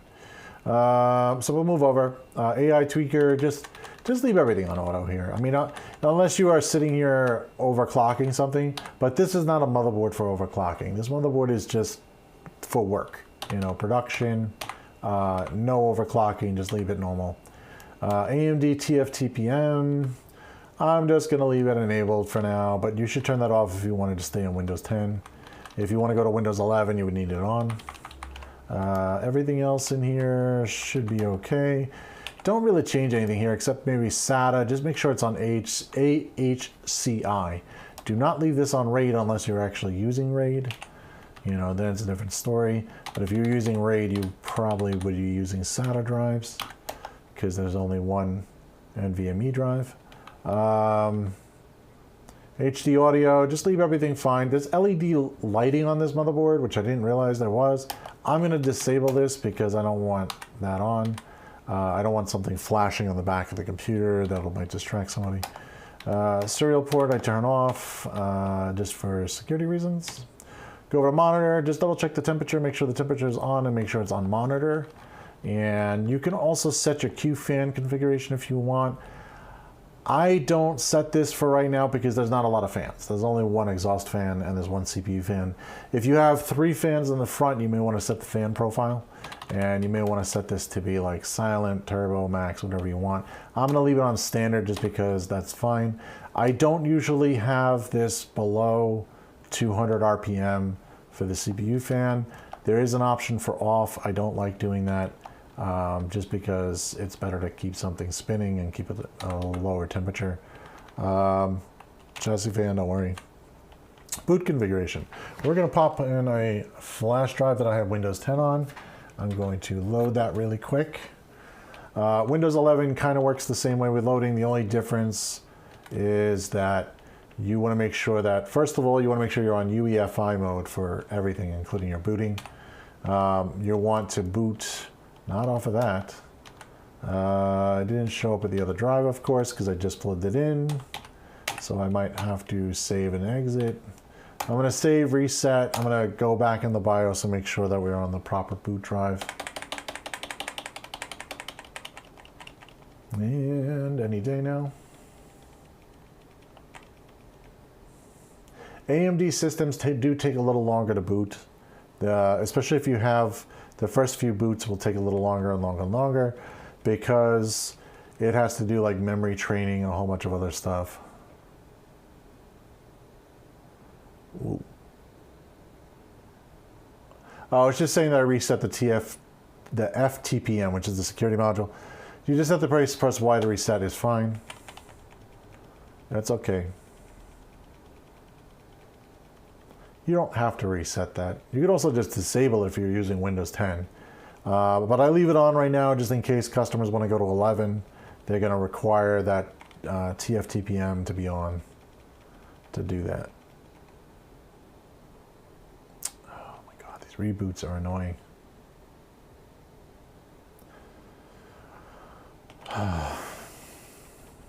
You could also turn on fast boot if you want to go a little quicker. I usually turn on fast boot after I get the operating system running, so it doesn't go through all these memory checks every freaking time. Boot, yeah, we're gonna boot off our Samsung drive, yay.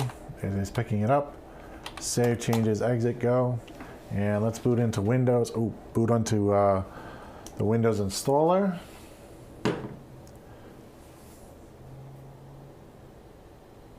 We're going to load Windows 10 Professional. That's what the client ordered, and that's pretty much the only thing that we really sell at this point is Windows 10 Professional. I really don't like the Home Edition. Even for laptops, I think the Home Edition is just kind of crappy. Oh, the reboots. Yeah, I got to turn that fast boot on. That's going to drive me nuts. All right, so we're in Windows. We're just going to choose your language. You choose your time zone. You choose your keyboard layout. If any of that's different for you, you choose that. Hit install now. If you've got to fix your computer, you can go to repair your computer. You can also use the same boot disk for that. I don't recommend the repair your computer unless something really went wrong. I'm going to say I don't have a product key, but I do have a product key, but I'm not going to put it in on stream. Windows 10 Pro is the one I'm using. 64-bit is really the only choice anymore. You could still install 32-bit if you purchase 32-bit, but you're really going to be limited. So I don't recommend 32-bit. 64 is the way to go right now at the current time. There's education, there's home editions. Just choose Pro. Don't choose Pro N. Pro N is something else. Hit next. It's going to check for the hard drive. Not yet. Choose custom install, do not upgrade, because there is no upgrade. I don't know how it says upgrade.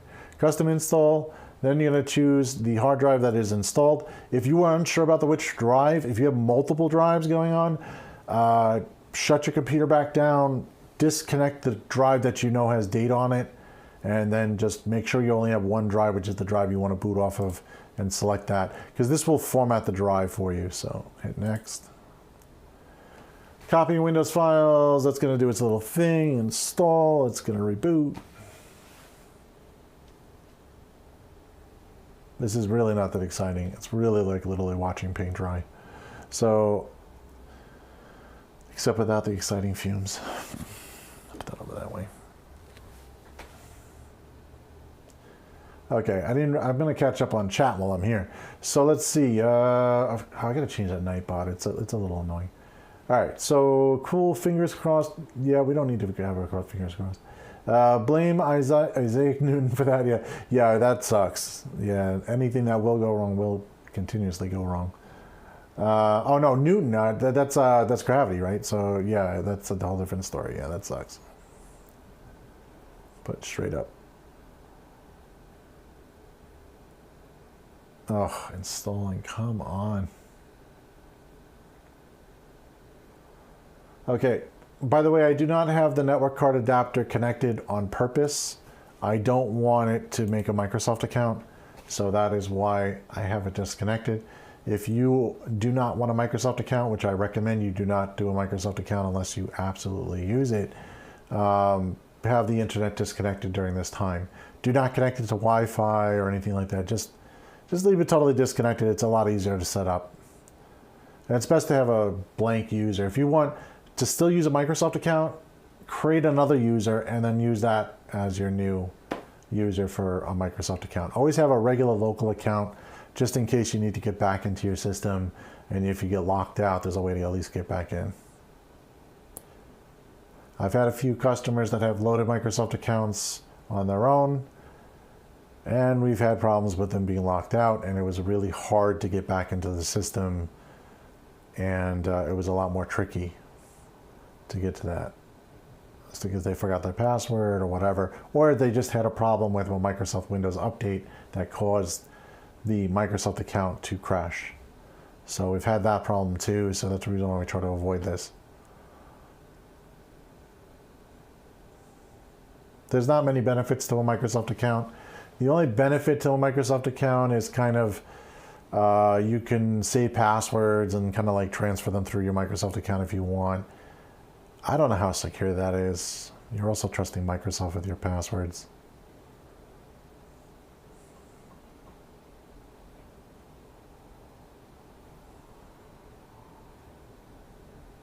All right, just a moment. That's what they always say. Come on. All right. United States, that's where we are. You pick wherever you are. US, keyboard layout, skip, keyboard layout. Do not connect to the internet. Just say I don't have internet. Lie. It's fine. It's okay. You're only lying to Microsoft. That's fine. Continue with limited setup. Now, it's going to ask you for a username. I'm just going to put user in here. Usually you put your name. Hit next. You should put a password. I'm not going to put a password just to make this simpler, but if you do put a password, it'll ask you for security questions. Those are stupid. You can put whatever you want in there. It's not going to help you anyway to restore your password. So anyway, turning off the privacy settings. I like to turn all this garbage off because this is all the tracking crap that Microsoft does not need to know about you. So just uncheck all that, hit accept. I don't want to do Cortana because we don't have speakers anyway and it's pointless. We don't have a microphone either, so this defeats the whole purpose of that. It's going to go through its little getting ready thing. If you do have speakers connected, it does do a little speech thing, like it's like, it says some stupid stuff.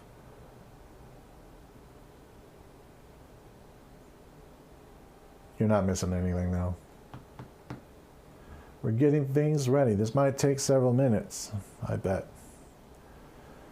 And if it's Microsoft, you know it's going to take Microsoft minutes, which are a lot more than just 1 minute. And it's always wrong. When it says don't turn off your PC at the bottom, it really don't turn off your PC during this process. It really is updating something that might be secure in the operating system. And if you turn it off during that time or unplug it, you will have a harder time to get the operating system back to working properly. It may become corrupt. You may have to boot off a disk to fix your computer. It may become really a bad situation. This, by the way, why I bring this up is because when you load Windows updates, it also says the same thing. You know, like it does a patch sometimes and does that. Okay, so a lot of stuff is happening in the corner over there. Shoot. Okay, so it's basically bringing up Edge first. You could just say maybe later. I'm not going to connect to the internet because then I have to activate the license and I have to go through a bunch of mess. And I'm not doing that right now. I'm just going to load up the drivers. So I loaded the drivers already onto here, onto the USB drive. So I already have my update directions for BIOS, which I don't really need that. Make a folder on your drive. Call the drivers, you know, very original. And I'm just going to take everything over, but I probably don't need all this. I just need up to there. Copy, paste. I also have a script on here to remove bloatware. I'm going to run that as well. Okay, these are all zip files. So what you're going to do is you're just going to right-click them, extract. You can extract it here. It's going to make a folder. And you're just going to load each driver one at a time. I already downloaded this from the website. The website basically had, actually I could switch to the website because we had to look up the BIOS. So on the website, this is on another computer by the way, so if this is getting a little confusing for you. This had all the drivers under driver and tools. I selected Windows 10 64-bit and I downloaded all of these. So this is the same thing I downloaded. With ASUS, it's really easy. It gives you the most newest driver right off the bat. But if it doesn't, make sure to look at the date, make sure that you have the proper driver. Let's go back. And, okay, right mouse, Brian. Okay, so once that's open, you just double click setup file, run the setup. It's gonna ask you to go through a bunch of garbage. I like to do multiple drivers at once. You probably shouldn't. Just do one driver at a time if this is your first time doing this. I know that I can do multiple drivers at a time with almost no problem. So I'm going to work on the next driver. I'm going to work on audio. That first one is the AMD VGA driver and chipset driver. That's the adrenaline, whatever the frick it is. Adrenaline. Okay, whatever, but you know, it's there. We don't want to restart right now, so we're just going to say finish. Can we say finish? Or does it want to? No, okay, it's going to let me do it. Okay. I'm going to install the drivers before rebooting because I don't want to sit here and reboot like 12 times. But you really should reboot per driver if you're doing this the first time around. Don't rush through it. I already did chipset, didn't I? No, I did VGA. I already did chipset. Extract all.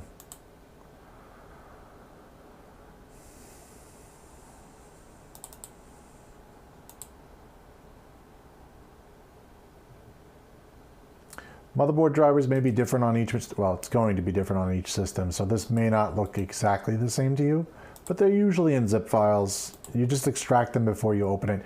Don't just double click the file, because if you double click the file, it's not going to extract all the files, and you won't be able to run the setup. And we got chipset. Oh yeah, there we go, okay. Go back to that, and I'm just going to turn off power management because I don't need that. Everything else I do. You could load the power management from it, you know, AMD if you want. I'm not going to reboot right now. Just hit cancel. And the VGA one I did already. It keeps telling me I want to restart. This is going to be a common thing. It's going to keep saying that. Just wait till everything is installed if you're going to do multiple at a time, and then do a full reboot. Oh, set your date and time zone also. Make sure that that's set before you activate your Windows. When you go to activate your Windows, if your date and time is off, it's going to throw a lot of things off. So be sure to set date and time. When you connect the system to the internet, it will reset the time correctly, so you don't have to do that. So just make sure you're on the correct time zone. You may want to do that. Okay, now it's on restart. Let me just make sure there's nothing else that I had open. That should be it. That's it. Okay, so hit restart. This just minimizes the restarts for me, but most of the time, you know, you could reboot reboot once at a time every time. If you notice, this reboot is a lot faster because it's now booting with fast boot on. There we go. That time is totally wrong, but whatever, that's okay. All right, that's loaded the drivers. I would still go through and remove the bloatware. There's a lot of bloatware. Microsoft loads up a lot of junk here. If you notice, like they loaded Office. Office doesn't come with Windows. That's not even a licensed product. You start to use it and then you find out later you're gonna pay for it. So what I usually do is I run a little PowerShell script, which I'm gonna do really quickly. Run as administrator. And I'm just gonna switch to this folder, which I should have used the folder that's a little closer.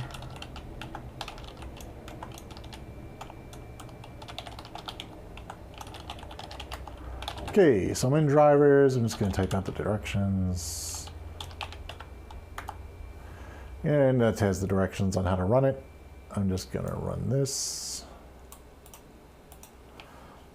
This little script we made, if you want this script, you can actually download it from our website.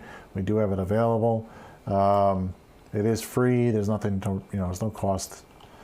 And you don't have to be a customer or anything. Remove bloatware. Okay. And what it does is basically it's going to remove a lot of stuff from the apps and features. You're going to watch all of that go away. So we hit enter. It does its little magic. And if you notice, the apps and features in the background is already starting to shrink down. There are some errors that are going to pop up. If it doesn't have that package installed, it's going to show up that information. That's okay. You just ignore it. And if you notice now, all of that junk is removed, except for OneDrive. OneDrive never gets removed by itself. You have to just kind of like uninstall it manually. But everything else was removed. If you noticed all the Xbox stuff, if you're a business, you don't want all that junk in there. By the way, you can also edit that PowerShell script. It is just a text file. It is not like encoded or anything. It is open, so you can just open it. You can edit it any which way you want. When you edit it, you can take off things you don't want out of it. But if you want to just run it to remove all the junk, you can also do that as well. I run it all the way through because obviously we don't want any of this junk. So after that's done, that's it. I really can't continue past this because I got to connect to the internet. I got to activate Windows before I update it. So at this point, we're kind of at a stopping point. We're going to have another video eventually on how to update Windows and go through some regular simple stuff. But right now we are working with a lot of event information. So right now, until those events are done, we are not going back to the educational tutorials yet until then. So once those are done, we will post. So do stay subscribed. Let me switch back over here. And, if you're subscribed, you'll get a notification about all of our upcoming videos. If you have any suggestions for any new topics, new videos, anything you want to see, any type of new hardware you want to see, I will try my best to get it. We are purchasing this hardware directly, so we try to wait for when we have a customer build to do it, or we try to buy it ahead of time if we can get it. If it's something that's a very hot item that we can definitely use somewhere in the vicinity. I don't want to just buy stuff for buying stuff because that's always bad too. So that's about it. We'll see you guys in the next one. Yeah, have a great night.